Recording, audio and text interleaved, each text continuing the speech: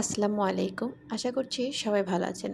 পাঙাশ মাছ অনেকেই পছন্দ করেন, আবার অনেকেই পছন্দ করেন না। তবে বাচ্চারা এটা বেশি পছন্দ করে। আজকে আমি শেয়ার করব একটি পাঙাশ মাছের সিম্পল রেসিপি। সিম্পল হলেও এটা খেতে অনেক সুস্বাদু।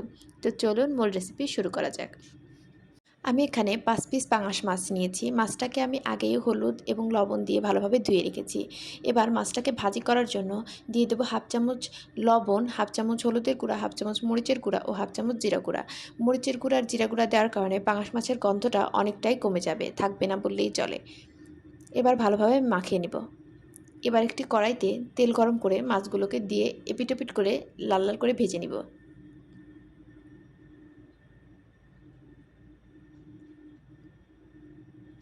যে মাছগুলো বেশি তৈলাক্ত হয়ে থাকে সেই মাছগুলো লবণ এবং হলুদ দিয়ে ধুলে তাড়াতাড়ি পরিষ্কার হয়ে যায়।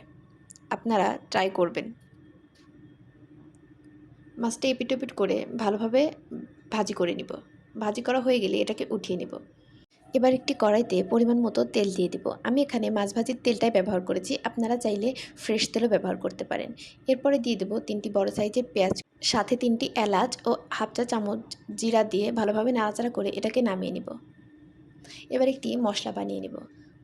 মশলাটা বানানোর জন্য কয়েক টুকরা রসুন, 3টি কাঁচামরিচ, 2টি এলাচ ও 3টি বড় সাইজের পেঁয়াজ কুচি দিয়ে দিয়েছি, সাথে হাফ চামচ জিরা দিয়ে এটাকে ভালোভাবে ব্লেন্ড করে নিব। আপনারা চাইলে পাটাতেও করতে পারেন। এবার ওই তেলের মধ্যে সামান্য পরিমাণে তেল গরম করে একটি তেজপাতা ও একটি দারুচিনি দিয়ে ভালোভাবে নাড়াচাড়া করে বাটা মশলাটা দিয়ে দিব। এবার 1 চামচ লবণ, হাফ চামচ হলুদের গুঁড়া, 1 চামচ মরিচের গুঁড়া দিয়ে ভালোভাবে নাড়াচাড়া করব। ঝালটা আপনারা পরিমাণ মতো ইউজ করবেন। এবার একটি টমেটো কুচি দিয়ে দেব। আমি এখানে একটি বড় সাইজের টমেটো কুচি দিয়েছি।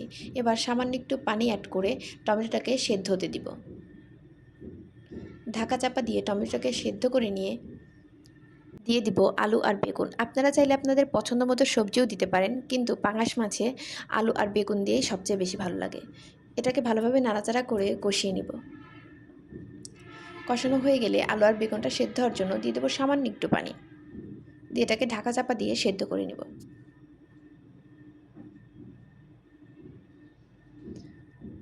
পানি শুকিয়ে গেলে আলু সেদ্ধ হয়েছে কিনা সেটা চেক করে নিব।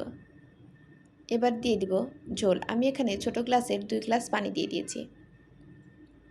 দিয়ে নাড়াচাড়া করে আর একটু ঢাকা চাপা দিয়ে ঝোলটা ফুটিয়ে নিব। ঝোলটা ফুটে গেলে দিয়ে দেব ভেজে রাখা মাছ।